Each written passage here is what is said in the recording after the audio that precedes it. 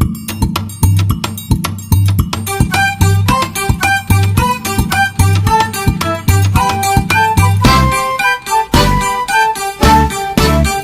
vem Sabino, mais Lampião, chapéu de couro e o fuzil na mão. Lá vem Sabino, mais Lampião, chapéu de couro e o fuzil na mão.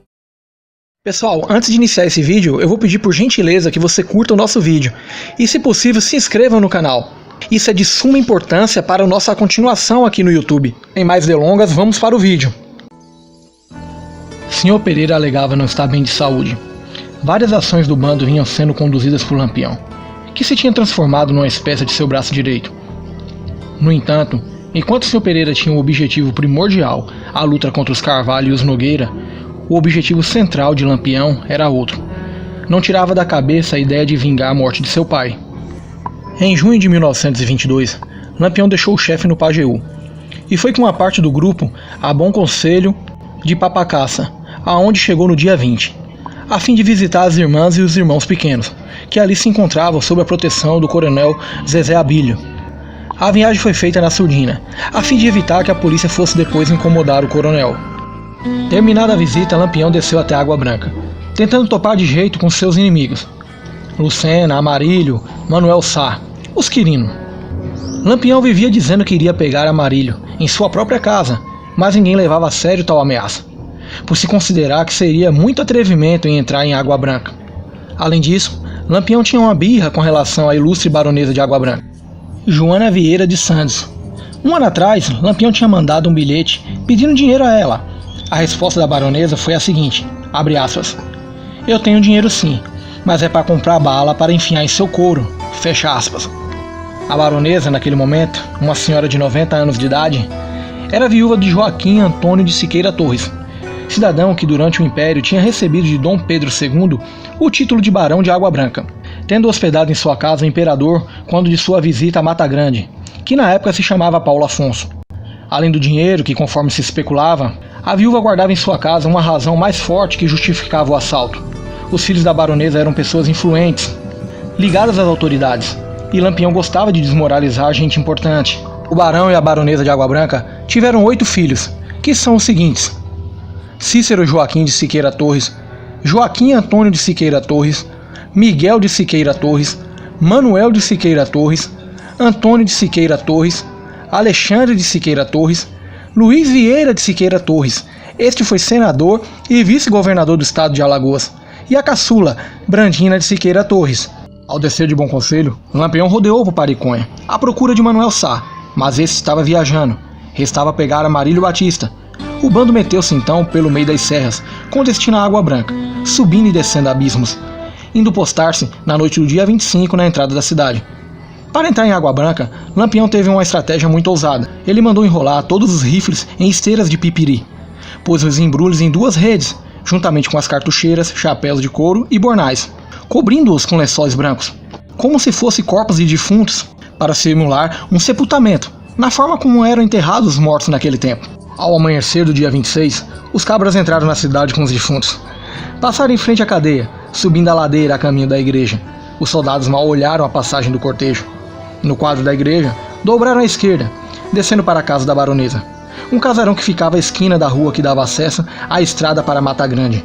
Quando chegaram perto, jogaram as redes no chão. Cada um pegou seu rifle e seus pertences, e dividido em 3 grupos, uns foram com Antônio Ferreira e Livino para a casa de Amarílio.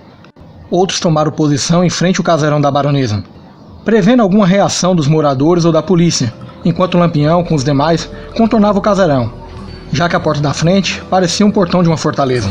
Os cangaceiros forçaram a porta dos fundos e entraram na casa sem problemas. Havia um porão, que no passado servira de senzala dos escravos.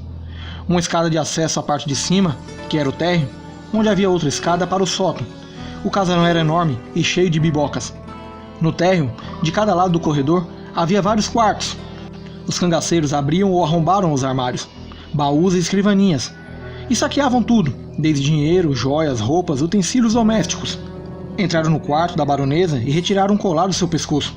Apesar do enorme rebuliço, a venerada senhora, já caduca, ficava meio atônita, sem saber o que estava acontecendo. Existem algumas versões com relação a essa história. Uma diz que a baronesa teve que andar de braços dados com Lampião por uma das ruas da cidade sendo humilhada. Também diz que Lampião levou um crucifixo de ouro maciço 22 quilates da baronesa, joia de extrema valia. Porém, existe um depoimento de um dos parentes da baronesa que Lampião recebeu a culpa desse roubo, mas ele não levou o crucifixo. Uma das empregadas teria escondido a joia, antes do assalto dos cangaceiros. Enfim, as variantes do cangaço, que nos deixam sempre cheios de dúvidas e nos faz viajar pela história. Mas voltemos à história original. A baronesa morava com uma neta chamada Yaya e uma empregada já idosa. A mocinha, ao ouvir os primeiros ruídos, meteu o vestido por cima da camisola de dormir, abriu a janela que dava para a rua, saltou e correu para a casa de seu tio, Dr. Miguel Torres, juiz de direito, em frente na esquina do outro lado da rua. Os cangaceiros que montavam guarda não a molestaram. Yaya bateu na porta do tio, sendo socorrida por Dona Estela, que sem demora acordou o marido. O Dr. Miguel pulou da cama, pegou o rifle e abriu 2 dedos da janela para ver o que podia fazer. Mas fazer o quê? Antônio e Livino voltaram decepcionados. Amarílio não estava em casa. Então Lampião falou: vamos embora. Nós ainda volta aqui para os ajustes de conta com esse desgraçado. Na saída, os cangaceiros tomaram diversos caminhos para despistar eventuais perseguidores. Tocaram fogo na fazenda baixa do coronel Ulisses Luna, onde conseguiram cavalos e arreios. Reuniram-se todos depois em Olho da Água de Fora, na casa em que os Ferreira tinham morado por algum tempo.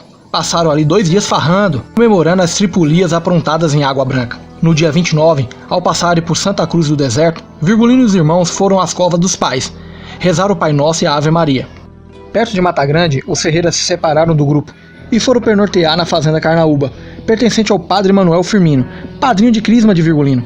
Antes, os Ferreira evitavam encontrar-se com aquele sacerdote, que era amigo de Dona Jacosa, pois sentiam vergonha do rumo de vidas que tinham tomado. Mas agora não. Agora Virgulino era braço direito de Sr. Pereira, e o sobrenome Pereira empunhava respeito na região.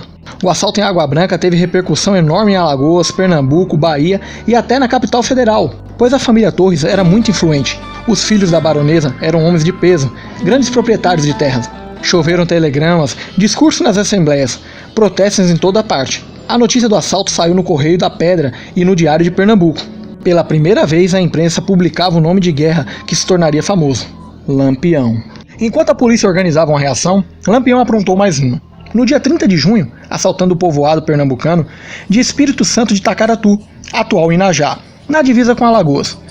No mesmo dia, na fazenda Praquió, assassinou Antônio Quirino e um primo, aumentando a lista de vítimas daquela infeliz família. Os Ferreira os odiavam por terem participado da diligência que resultara na morte de José Ferreira. No ano anterior, Lampião já havia matado vários membros da família Quirino.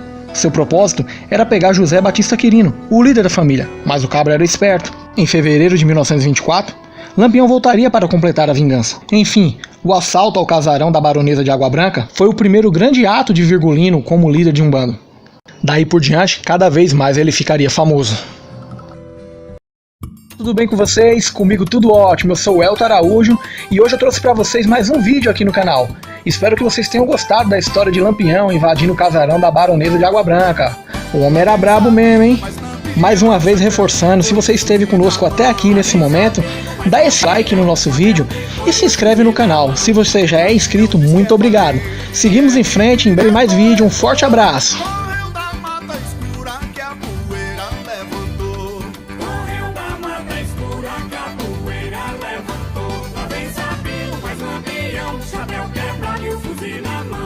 Lampião tava dormindo, acordou